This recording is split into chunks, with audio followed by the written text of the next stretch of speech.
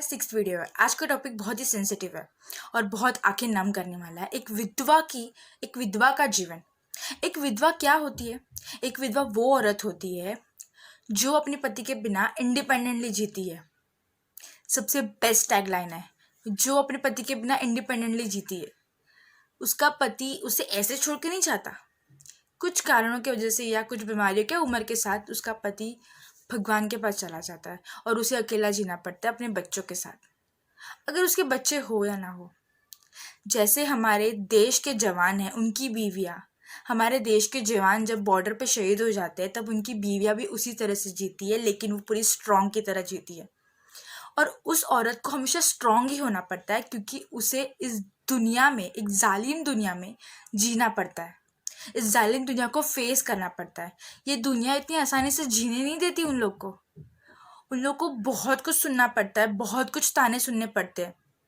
उनको उनको मतलब पहले ऐसा था कि सोसाइटी उनको जीने नहीं देती। सोसाइटी उनको किसी फंक्शन में या किसी में भी इन्वॉल्व नहीं करती। उनको ऐसा लगता था कि अगर इन लोग को इन्वॉल्व कर दिया तो वो फंक्शन या कुछ भी खराब हो जाएगा, अपशगुन वैसा कुछ हो जाएगा।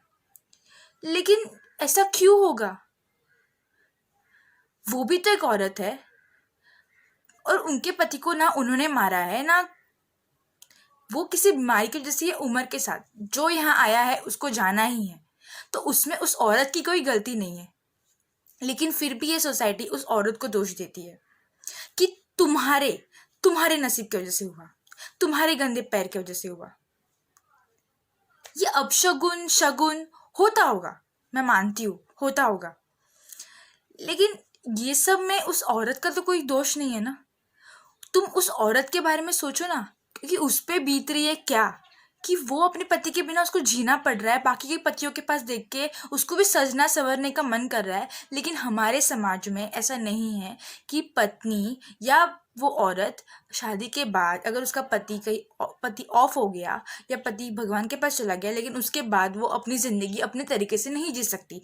उसे सिर्फ सोसाइटी की तरीके से ही अपनी ज़िंदगी जीने का हक है। उसे अपनी ज़िंदगी जीने का खुद से कोई हक नहीं है कि वो जैसे चाहिए वैसे कपड़े नहीं पहन सकती। अगर उसने ये सब किया तो उस सोसाइटी उसे नाम रखना चालू करती है। देखो कैसी है, उसको अपने पति का कुछ है ही नहीं, गम ही नहीं है। पति गया तो इसको तो देखो एकदम हवा में ही उड़ रही है। अरे ऐसा नहीं है, उसको अंदर से पेन हो रहा है, लेकिन वो दुनिया को नहीं दिखाना चाहती। अगर उसका बच्चा है तो उसे उस बच्चे के लिए जीना ही है ना। अगर वो बच्चे के लिए नहीं जिएगी तो बच्चा वही सोचेगा कि मेरी माँ तो बहुत कमज़ोर है, या कोई भी। देखो, एक औरत बहुत सहती है। जैसे मैंने एक औरत की लाइफ में भी मेरी वीडियो में कहा है, औरत को कभी चैलेंज मत करना किसी चीज़ के लिए। वो चाहे तो तुम्हारी ज़िंदगी अच्छी भी बना सकती है और चाहे तो तुम्हारी ज़िंदगी खराब भी कर सकती है। लेकिन एक विधवा औरत को कभी ताने मत देना या उसे कभी उसका दिल दुखाना मत, क्योंकि वो दिल दुखाना उसके लिए बहुत बड़ी सज़ा है। उसे ऐसा लगता है कि उसने ही कुछ किया है इसलिए उसके पति ऑफ हो गए या उसको अपने पति के बिना जीना पड़ रहा है। ऐसा नहीं है, तुम बहुत अच्छी हो, तुम्हारी वजह से कुछ नहीं हुआ है। मेरी माँ भी एक विधवा है। मेरे पापा, जैसे मैंने कहा पहली वीडियो में, मेरे पापा गए साल ही ऑफ हो गए थे। ये सारे सर्कमस्टेंसेस मेरी मम्मी को भी सहने पड़े हैं या पड़ेंगे या पढ़ पढ़ना पड़ेगा, आई डोंट नो, लेकिन ये सहने पड़ते हैं। ये मैंने मेरी आंखों से देखा है। बहुत जगह मेरी मम्मी को या किसी भी औरत को ऐसे फंक्शंस में अलाउ नहीं करते, क्योंकि ये फंक्शंस ऐसे कहते हैं कि ये फंक्शन सिर्फ वैसे लोग अटेंड करते जिनका पति है, जो सच संवर सकते हैं।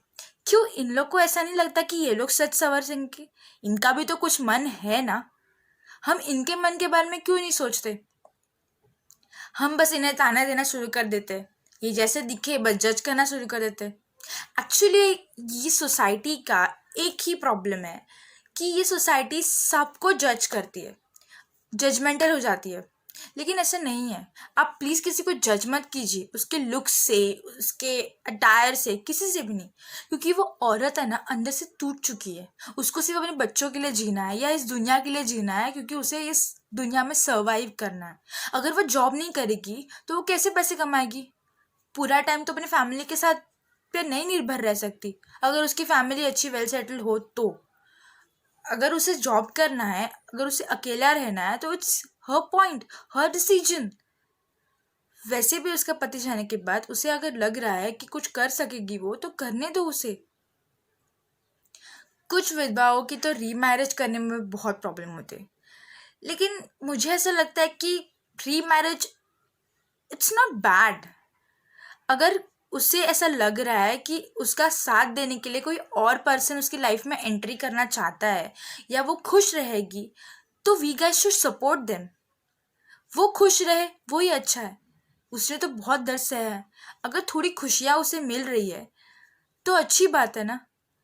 तो मुझे ऐसा लगता है कि अगर मेरे साथ ऐसा हुआ होगा, या मेरे मेरे सामने देखो, मेरी मम्मी के ऊपर से मैं नहीं बोल रही, क्योंकि मेरी my mom is like not that type of, means वैसा नहीं कह रही हूँ, but like literally I think the tree marriage is nice, it's a nice concept, होना चाहिए।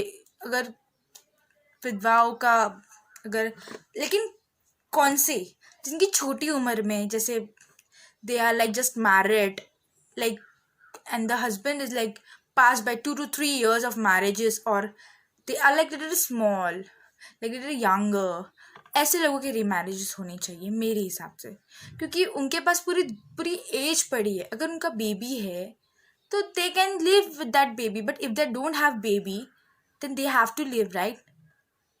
तो उनको एक साथ चाहिए ना, वो अकेले कैसे जिएंगी। मुझे ऐसा लगता है कि हम सबको, आपके सामने अगर ऐसा कुछ दिखे कि किसी को, अगर ऐसे औरतों को कोई ताना दे रहा है या उनके बारे में कोई बुरा बोल रहा है या उनके कैरेक्टर पे आ रहा है, तो प्लीज़ रोकना उस टाइम और उनको बोलना। जिन्होंने ये सब, जो लोग ये सब बोलेंगे ना औरत के बारे में, तो उनको एक बात बोलना कि ये चीज़ सब पे आती है, कोई इस चीज़ से पीछे नहीं है, जो आया है उसको ऊपर जाना ही है। जैसे आपको पता है गॉफमैन ने कहा था, अब ये गॉफमैन कौन है सोशियोलॉजी में, उसने कहा था कि ये एक ड्रामा है जो ऊपर वाला चला रहा है, इसमें कब किसकी एंट्री है और कब किसकी एग्जिट है ये हमारे हाथ में नहीं है, स्क्रिप्ट के हिसाब से है, और हमें वो स्क्रिप्ट भी नहीं पता। इसलिए मैं कह रही हूँ, किसी भी विधवा को, ऐसी औरतों को प्लीज़ बोलना मत, प्लीज़ ताने मत देना, उनसे प्यार से बात करना, क्योंकि ऐसे लोग बहुत डिप्रेशन में जाते हैं।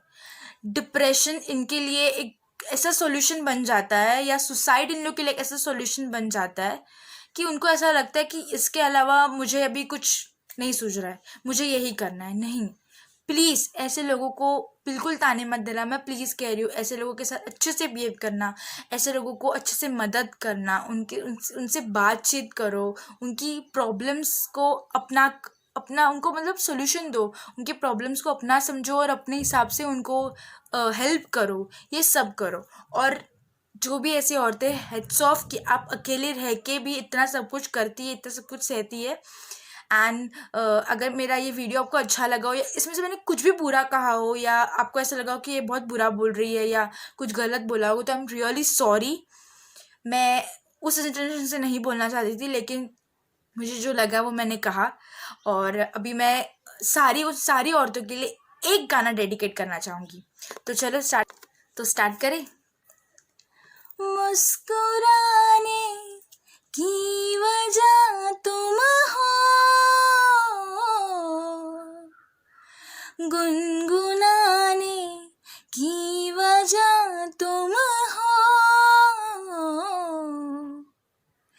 जिया जाए ना जाए ना जाए ना ओरे पिया रे, जिया जाए ना जाए ना जाए ना ओरे पिया रे, ओरे लम्हे तू कहीं मत जा, हो सके तो उम्र भर थम जा, जिया जाए ना जाए ना जाए ना ओरे पिया रे, जिया जाए ना जाए ना जाए ना ओरे पिया रे, धूप आए तो छाँव तुम लाना, ख्वाहिशों की बारी ख्वाहिशों में भीगे संग जाना, धूप आए तो तुम छाँव तुम लाना, ख्वाहिशों की बारिशों में भीगे संग जाना, जिया जाए न जाए न जाए ना ओरे पिया रे, जिया जाए न जाए न जाए ना ओरे पिया रे। प्लीज़ प्लीज़ इस वीडियो को लाइक कीजिए, शेयर कीजिए, कमेंट कीजिए और अपने सब्सक्राइब नहीं करा तो सब्सक्राइब कीजिए। आपको ये वीडियो अच्छा लगा तो प्लीज़ मुझे कमेंट सेक्शन में बोलिए। और प्लीज़ प्लीज़ प्लीज़ प्लीज़ किसी भी विधवा औरत को या किसी भी ऐसी औरत को प्लीज़ ताने मत मारिए, उनकी हेल्प कीजिए, उनको जो चाहिए वो करने दीजिए, उनको प्लीज़ जज मत कीजिए। Thank you so much.